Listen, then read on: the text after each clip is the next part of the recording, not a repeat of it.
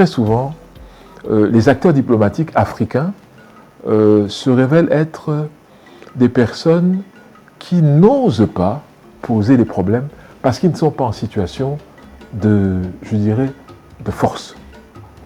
Par exemple, je donne un exemple simple. Nous avons au Cameroun, comme dans beaucoup de pays d'Afrique, l'Institut Goethe, l'Institut français, le Centre culturel américain, le British Council et tout ça, n'est-ce pas? Sans parler de l'Institut Cervantes, je crois, pour les Espagnols. Pouvez-vous me citer l'Institut Confucius pour les Chinois? Tout ça, c'est ici chez nous. Pouvez-vous me citer l'équivalent de ces instituts pour l'Afrique, en Europe, en Amérique, en Asie? Ça n'existe pas. Or, l'un des principes fondamentaux de la diplomatie, c'est ce qu'on appelle le principe de réciprocité. Comment se fait-il que tous ces instituts foisonnent chez nous? Je n'ai rien contre ces instituts, mais je pense qu'il est normal et qu'il est tout à fait compréhensible que nous exigions, j'utilise ce terme, également que nous ayons les mêmes facilités chez eux pour faire circuler nos connaissances, nos livres, nos pièces de théâtre, enfin, tout ce qu'on appelle culture, aussi là-bas chez eux. Pourquoi ce n'est qu'à sens unique? Donc je pense que la diplomatie dont vous parlez, la diplomatie culturelle, doit s'exprimer de manière claire par un effet de réciprocité. Il est important pour nous aujourd'hui, c'est pas trop tard, d'exiger que nous ayons, par exemple, une grande case africaine, culturelle, dans chaque grande région de Chine. S'ils les ont ici, pourquoi on ne les a pas là-bas? Et comme ça ferait circuler justement l'Afrique de l'Est, l'Afrique du Nord, l'Afrique australe, l'Afrique centrale, toute l'année dans tous ces pays-là. Et ça sortirait justement de l'image d'une Afrique toujours sinistrée, toujours en guerre, toujours en famine, etc. Qui est celle qui est véhiculée dans le monde entier, ce qui est en partie vrai, mais qui n'est pas totalement vrai non plus. Donc je pense que tout ça, ça fait partie de la responsabilité de la diplomatie africaine, d'exiger que autant nous acceptons ces représentations ici, je répète, que je trouve normal, autant il est tout à fait acceptable et souhaitable que nous soyons présents chez eux, non pas comme des mendiants, non pas comme des gens sans visa, non pas comme des fauteurs de troubles, mais comme des gens qui ont à présenter une image culturelle qui traverse le monde et qui voyage à travers le monde. Donc je crois que ça c'est très important. Et nous devons avoir donc ces acteurs culturels, ces acteurs diplomatiques qui sont conscients de cette importance et qui doivent poser ces problèmes d'égal à égal. Vous savez, je vous donne un exemple très simple. Si les Américains aujourd'hui sont capables d'être présents partout dans le monde, c'est grâce à quoi? Ce n'est pas grâce à leur industrie nécessairement, c'est grâce à l'industrie du film qu'on appelle Hollywood. C'est Hollywood qui, à la fin de la Deuxième Guerre mondiale, a transposé ce qu'on appelle l'American Way of Life à travers les 5 continents. Par quoi? Par l'outil qu'on appelle le cinéma. Tout simplement.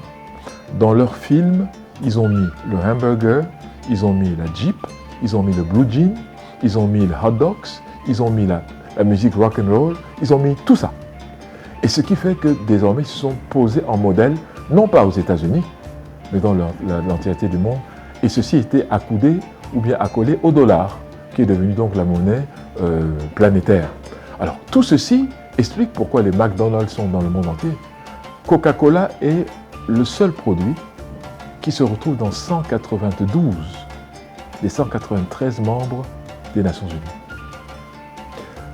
Alors, quel est le produit africain qui est planétaire aujourd'hui? Il n'y en a aucun. Or, nous avons bien une industrie naissante du cinéma que nous devons utiliser pour justement africaniser le monde.